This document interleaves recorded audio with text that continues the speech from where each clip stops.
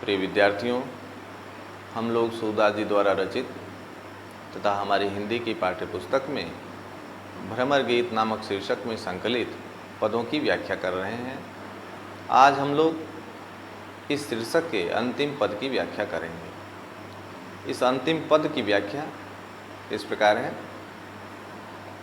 गोपियाँ उद्धव जी को संबोधित करते हुए कहती हैं कि आँखियाँ हरि दर्शन की भूखी।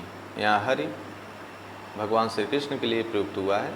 वे उद्धव जी को संबोधित करते हुए कहती हैं कि हे उद्धव जी, हमारे नेत्र श्री कृष्ण के दर्शन के लिए व्याकुल और लालायित रहते हैं। ये नेत्र उन्हीं के प्रेम और रूप में पगे हुए हैं।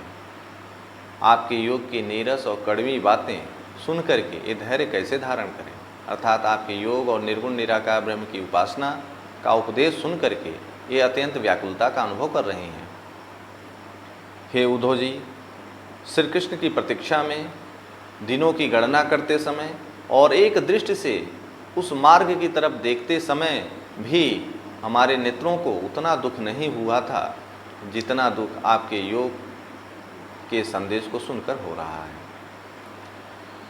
आपके योग के संदेश को सुन करके यह अत्यंत व्याकुलता और दुख का अनुभव कर रहे हैं। हे उद्धव जी, आपसे हम लोगों का एक निवेदन है कि एक बार प्रियतम श्री कृष्ण के उस रूप का दर्शन करा दीजिए जिसमें वो दोने में गाय का दूध दूह कर पीते हुए दिखाई दे रहे हैं।